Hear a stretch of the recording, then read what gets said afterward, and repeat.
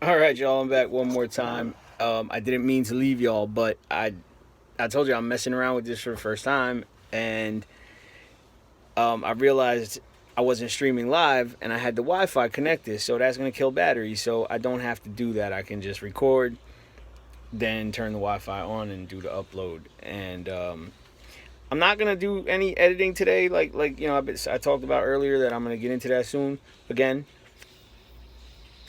because I don't think that I'm gonna want to do that on the phone. I'm gonna mess around with it. I'm gonna try it, but I'm used to using professional programs. Again, it's been years.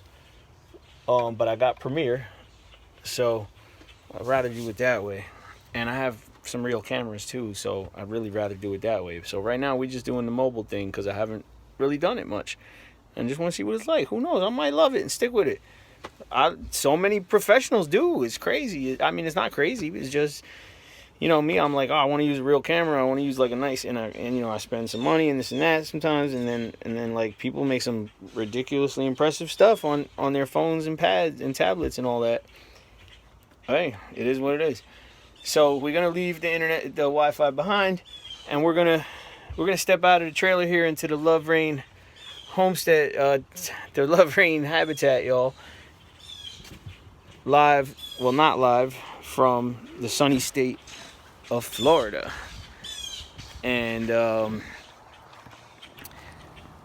so I said earlier it's Friday, and on Fridays we're supposed to be over at New Gen International in Loxahatchee doing the whole,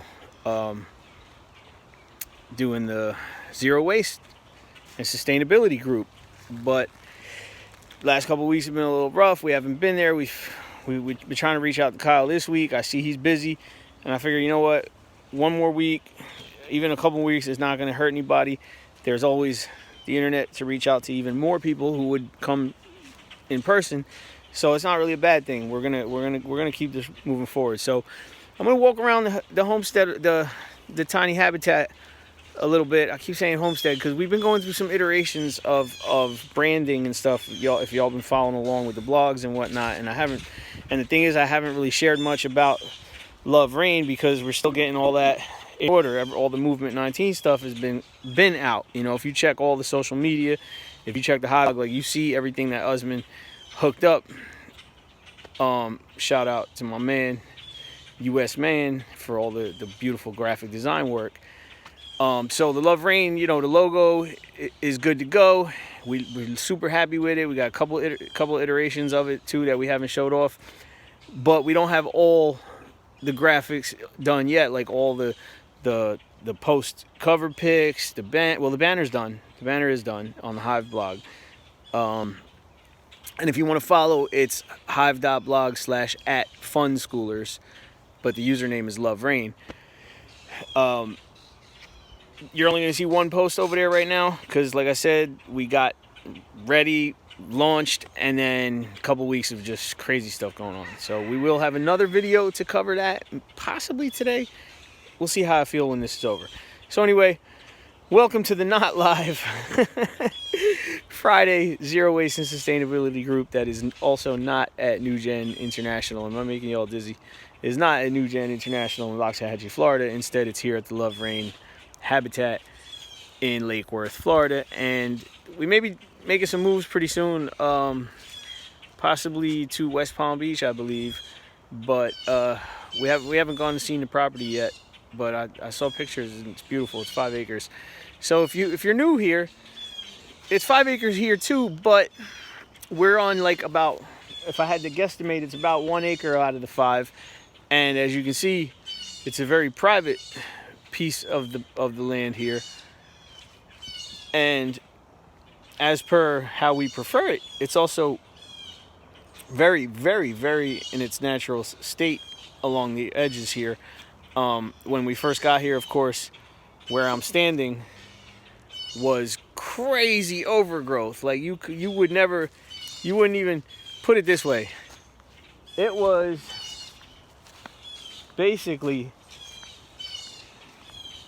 I'll tell you right now, this is where the garden's supposed to be if we wind up staying here.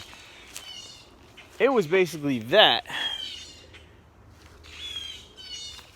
you know, this whole thing. And the only thing that was you could kind of tell you had an access way where cars maybe used to come through in the past, and that's how we got in here. Because they were already, you know, it was already there, obviously, off the driveway, and I think we've done a pretty good job of making it livable. It's been this way for almost a year, and I gotta tell you honestly, we talk about it a lot because we really fell in love with this little piece of earth. We've got a few places around the planet where we've lived and traveled that we feel that way about collectively as a family, and I could tell you myself individually maybe like one or two more places. But we, as y'all know, like we were in Massachusetts, and there's a place up there that we, little piece of earth that, you know, we imprinted. North Carolina, same deal. Actually, two little pieces of earth in North Carolina. And I'm gonna put Georgia in there. It's a love-hate relationship, but it's more love than hate. Anyway, and of course now here, Florida, and I'll say this. I know we're supposed to be talking about zero waste. Just bear with me a second. I mentioned, you know, several different states because on a map, an artist's rendition of the world, you know, we draw these imaginary lines and separate everything, but essentially it's just the earth. So more on that in another video.